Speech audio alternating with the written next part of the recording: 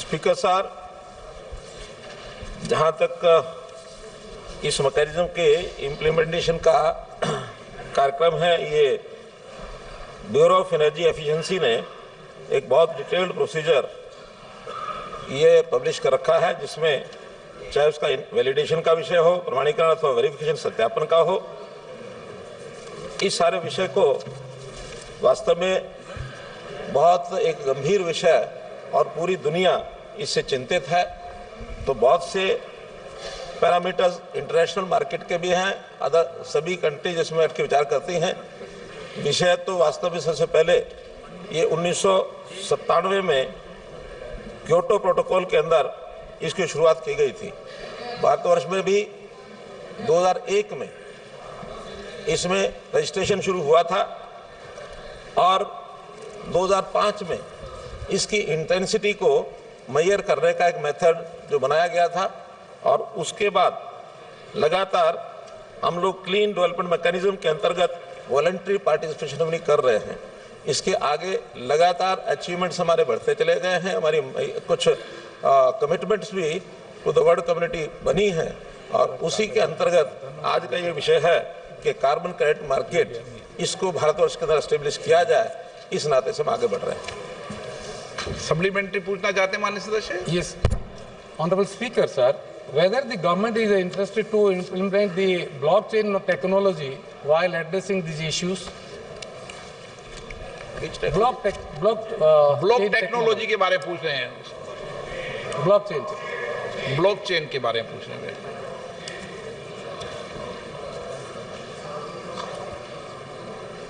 Blockchain is being in the registry of carbon credit certificates by great control of India. It is being implemented. Shri Manish Tiwari ji. Thank you very much, Mr. Speaker, sir. With your permission, Mr. Speaker, sir, I want to ask a broader policy question. Going back to the Earth Summit in Rio de Janeiro in 1992, there was a consensus which emerged in the global community that global warming must be limited to 1.5 degrees centigrade or 2.7 degree Fahrenheit of the pre-industrial temperatures which prevailed during the 1500s before the first industrial revolution took place. Now, from 1992 onwards till 2024, this figure or this number has been the trigger for a number of regimes like the Common but Differentiated Responsibilities, the nationally determined voluntary contributions. In the current economic survey, I do not know whether the Honourable Minister has had the chance to read the current economic survey, but there are two chapters which pertain to energy transition, Chapter 6 and Chapter 30.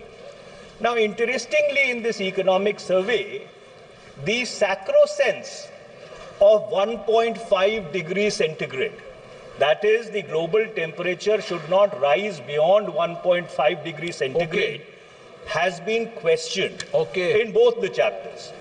Now, this is extremely significant. My question to the Minister is, does the government agree with the assertion which has been made in the economic survey? And if the government agrees with the assertion which has been made in the economic survey, it disrupts a large number of the global consensuses which have held the field and triggered the CBDRs and the national voluntary contributions. अध्यक्ष महोदय, चूंकि मंत्री जी का अध्ययन मंत्री के होने के नाते मेरा अध्ययन, जैसे आपने बताया कि I am just 1 month old tenure of this house, लेकिन कुल मिलाकर के विषय इतना बड़ा है और इंटरनेशनल कंसर्न का विषय है। ठीक 1992 या 1997 से कंसर्न बढ़ता लगा रहा है। हमने भी वर्ल्ड कम्युनिटी के सामने कुछ कमिटमेंट्स किए हैं, और उस कमिटमेंट में हमने जो एमिशन के कमिटमेंट किए हैं कि 2005 का जो कमिटमेंट यानी जो एमिशन थे कार्बन एमिशन उसको हम will reduce it up to 33 to 35%। ये हमारा कमिटमेंट था, लेकिन बाद में इसको हमने अचीव कर लिया ये बाय 2030 तक था, लेकिन हमने इसको अचीव कर लिया है। लक्ष्य के पहले पूरा कर लिया है। तो हमने अपना महत्वाकांक्षी टारगेट अपने आप तय करके बताया कि हम इसको 45% पे ले जाएंगे बाय 2030। तो कार्बन एमिशन हम कम करेंगे। जब कार्बन एमिशन कम करेंगे तो निश्चित रूप से हमारा जो ग्लोबल वार्मिंग का जो कंट्रीब्यूशन है उसको कम करने का वो हम प्राप्त करेंगे। फिर भी इस इतने बड़े विषय को लेकर के टेक्निकल इश्यू होने के नाते से निश्चित रूप से हम बैठ करके चाय पियेंगे और सारी बातें हम डिस्कस करेंगे। धन्यवाद। माननीय मंत्री जी, 1 मिनट प्लीज, मैं बता रहा हूं। माननीय मंत्री जी कभी भी प्रश्नकाल में ये नहीं कि चाय पी के जवाब देंगे। जो जवाब आपने दे दिया वो ठीक है, चाय पी के जवाब नहीं।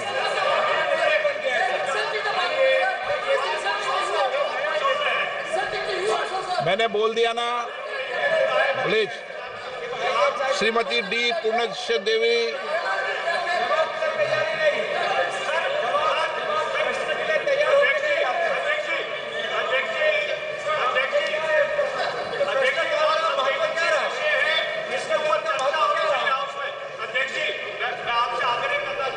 नहीं ऑन किया। Thank you honourable speaker sir. Sir, organizations that issue carbon emissions must also report the carbon emissions that they have reduced. Organizations that issue the carbon credits should also report the carbon emissions that they have reduced. Otherwise, there is absolutely no legitimacy. We have companies who, to offset their carbon emissions, invest in projects that reduce their greenhouse gas emissions. So my question to the Honorable Minister would be, is there a tracking system on whether such companies are really reducing their own carbon emissions before they invest in projects which are already reducing their carbon emissions? I think it also connects to what the question that has already been raised earlier. Thank you, sir. माननीय मंत्री जी। अध्यक्ष महोदय, carbon emission के कुछ targets तय किए जाते हैं, कुछ उनको टारगेट दिए जाते हैं इंडस्ट्री को, हर सेक्टर को। उसी में से उनका एक कंपटीशन खड़ा होता है कि कार्बन एमिशन कौन अपने टारगेट्स को पूरा करता है, कौन उससे बेटर अचीव करता है। जो बेटर अचीव करता है उसी को कार्बन सर्टिफिकेट्स जो इशू होते हैं ताकि मार्केट के अंदर फ्री मार्केट में बेच सकता है। तो जो बेचने की और खरीदने की प्रक्रिया शुरू होगी तो निश्चित रूप से उसकी मेजरमेंट अपने आप होगी, क्योंकि स्टिल हमारा Indian carbon market it is yet under way. 2026 तक ये इंडियन कार्बन मार्केट जब सामने आएगी तो उसी में से एक मूल्यांकन होगा कि किस इंडस्ट्री के सेक्टर ने अपना टारगेट पूरा किया है, किसने पूरा नहीं किया है। जो भी पूरा करेंगे और नहीं कर पाएंगे तो उनको खरीदने पड़ेंगे सर्टिफिकेट। जो पूरा कर पाएंगे बल्कि बेटर कर पाएंगे, they are to sell their certificate, उसमें से चीजें अपने आप तय होंगी।